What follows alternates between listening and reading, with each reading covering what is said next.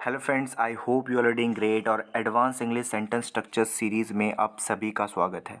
तो इस सीरीज़ की हेल्प से आप अपने इंग्लिश को इम्प्रूव करते हैं। आज हम इस तरह के हिंदी सेंटेंसेस को इंग्लिश में ट्रांसलेट करना सीखेंगे। जैसे कोई फ़ायदा नहीं है वहाँ जाने का, उससे मिलने से, उससे बात करने से, रोने से, धोने से, कितने भी कुछ भी वर्ब हो सकती है। ठीक है।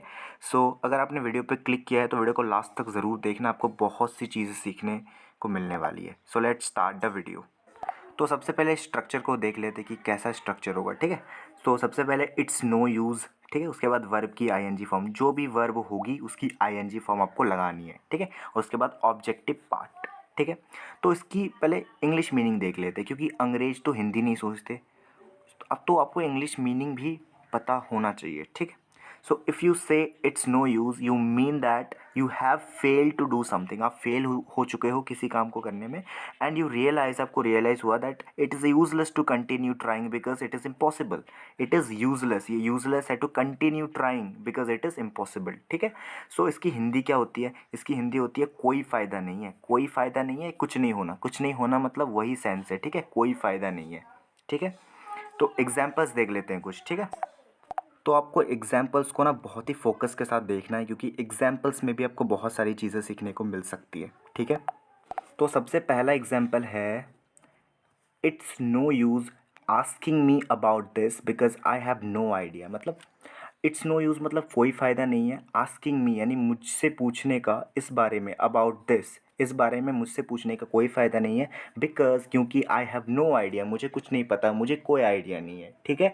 ये है इसका मतलब। ठीक है। मैंने हिंदी नहीं लिखी है जानबूझ के, क्योंकि आपको समझाना है मुझे अच्छे से। ठीक है। क्योंकि आपको सेंस तो आपको समझ में आ गया है कि कोई फ़ायदा नहीं है या कुछ नहीं होना। ठीक है। ये सेंस है हिंदी का। ठीक है।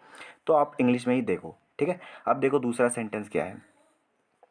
It's no use telling him the truth, यानी उसे ट्रुथ बताने का, यानी उसे सच बताने का ना कोई फ़ायदा नहीं है। इट्स नो यूज़ एज, क्योंकि एज का मतलब यहाँ होता है क्योंकि। ठीक है। क्योंकि ही ऑलरेडी नोज़ इट, यहाँ पर न्यू इट नहीं, यहाँ पर नोज़ इट होना चाहिए था। ठीक है। यहाँ पर क्योंकि प्रेजेंट की बात चल रही है तो यहाँ पर नोज़ इट होना चाहिए था।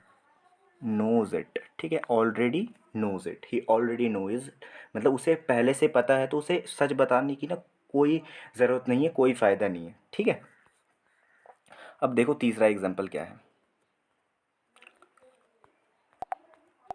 तीसरा एग्जाम्पल है कि there are a lot of online English tutors, ऐसा लगेगा। ठीक है। तो यानी ऑनलाइन इंग्लिश के बहुत सारे ट्यूटर्स अवेलेबल ऑन यूट्यूब, यानी अवेलेबल है यूट्यूब पे। यूट्यूब पे ना ऑनलाइन के बहुत सारे ट्यूटर्स, जो शिक्षक हैं, जो टीचर है, वो अवेलेबल है। It's no use teaching English online free of cost, यानी free of cost English teach करने का ऑनलाइन कोई फ़ायदा नहीं है। ठीक है। तो ये है इसका मतलब। ठीक है। चौथा सेंटेंस क्या है। It's no use saying sorry. It's no use saying sorry, क्योंकि सॉरी कहने का कोई फ़ायदा नहीं है। As as she made a as she made a new B F, यानी उन्होंने न्यू बी एफ बना लिया है, कि अब आप सॉरी कहने से भी आपको कोई फ़ायदा नहीं, क्योंकि उन्होंने तो बी एफ बना लिया है। ठीक है। तो ये इसका सेंस है, यानी अब पछताए तो होत क्या जब चिड़िया चुग गई खेत, है ना। पांचवा सेंटेंस क्या है। He has already denied having food, यानी उन्होंने पहले से ही मना कर रखा है कि वो खाना नहीं खाएगा। ठीक है। उन्होंने मना कर दिया है। It's no use calling him for dinner, अब डिनर के लिए बुलाने से उसे कोई फ़ायदा नहीं है। ठीक है। क्योंकि उन्होंने पहले ही मना कर दिया है। ठीक है। तो ये है इसका सेंस। ठीक है। अब देखो छठा सेंटेंस क्या है। तो छठा सेंटेंस है she has broken up with you. She has broken up with you, यानी उन्होंने ना आपके साथ ब्रेकअप कर लिया है। It's no use using you, it's no use having a word with her, यानी अब उससे ना बात करने से कोई फ़ायदा नहीं है। यानी आपने सोचा कि मैं बात बात करके थोड़ा पैचअप कर लेता हूँ, तो अब कोई फ़ायदा नहीं है, क्योंकि उन्होंने ब्रेकअप कर लिया है। ठीक है। हैविंग अ वर्ड मतलब होता है, having a word with someone मतलब होता है बात करना। ठीक है। जैसे टॉक का यूज़ करते हो, स्पीक का यूज़ करते हो, उसी तरीके से आप हैव अ वर्ड विद का आप यूज़ कर सकते हो। ठीक है। इंग्लिश में बहुत ज़्यादा यूज़ होता है ये, है ना। अब देखो सातवां एग्जाम्पल क्या है। It's no use disclosing his secret, यानी अब उसको सीक्रेट को डिस्क्लोज करने का ना, जो बरीड ट्रेजर, यानी जो ब्यूरिड जो ट्रेजर है, यानी जो खजाना, जो गड़ा हुआ खजाना है, उसको, जो उसका सीक्रेट को डिस्क्लोज करने से ना कोई फ़ायदा नहीं है, क्योंकि he has already found that, यानी उसे खजाना मिल चुका है, अब कोई फ़ायदा नहीं है, अब डिस्क्लोज़ कर भी दो तो कोई फ़र्क नहीं पड़ता, कोई फ़ायदा नहीं है, ठीक है। सो आई होप आपको समझ में आ रही है। अब 8वां एग्जाम्पल क्या है,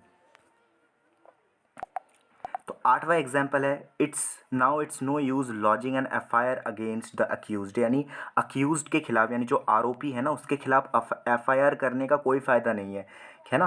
एज ही इज़ नो मोर, यानी वो अब नहीं रहा, अब वो मर चुका है, ठीक है।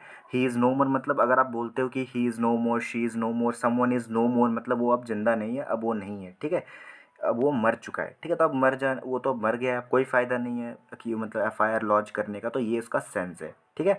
अब देखो नवा सेंटेंस क्या है, नवा सेंटेंस है कि I am aware of your planning, मुझे आपकी प्लानिंग के बारे में पता है, अवेयर हूँ मैं, मुझे अवगत है, मैं अच्छे से मुझे पता है। So it's no use conspiring against me, यानी मेरे खिलाफ षड्यंत्र रचने की कोई ज़रूरत नहीं है, कोई फ़ायदा नहीं है, साजिश करने की कोई फ़ायदा नहीं, क्योंकि मुझे अवेयर है, मुझे पता है आपकी प्लानिंग के बारे में, ठीक है। अब 10वां एग्जाम्पल क्या है, देखो 10वां एग्जाम्पल और लास्ट एग्जाम्पल है कि now he is out of hand, यानी अब वो ना आउट ऑफ हैंड है, यानी आउट ऑफ हैंड मतलब क्या होता है, कंट्रोल से बाहर, अब वो कंट्रोल से बाहर है, वो हाथ से बाहर निकल गया है ना। इट्स नो यूज़ बीटिंग हम अप, यानी अब उसे पीटने से कोई फ़ायदा नहीं है, यानी जब पीटने का सही समय था, जब वो हाथ से नहीं निकला था, तब तो आपने पीटा नहीं, लेकिन आप अभी पीट रहे हो, सो इट्स नो यूज़, कोई फ़ायदा नहीं है। अब अगर आपको ऐसा लग रहा है कि वो सही रास्ते में आ जाएगा पीटने से, तो ऐसा नहीं है, क्योंकि he is out of hand, out of control हो चुका है, ठीक है।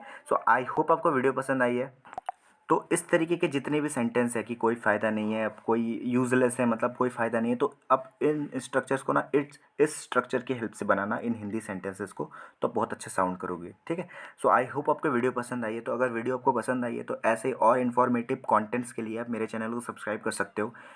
इस वीडियो अगर आपको पसंद आई है तो वीडियो को लाइक कर सकते हो, अपने दोस्तों के साथ शेयर कर सकते हो, जैसे ऐसे एडवांस स्ट्रक्चर सीखने हैं। और वीडियो कैसी लगी आप कमेंट पे ज़रूर बताना।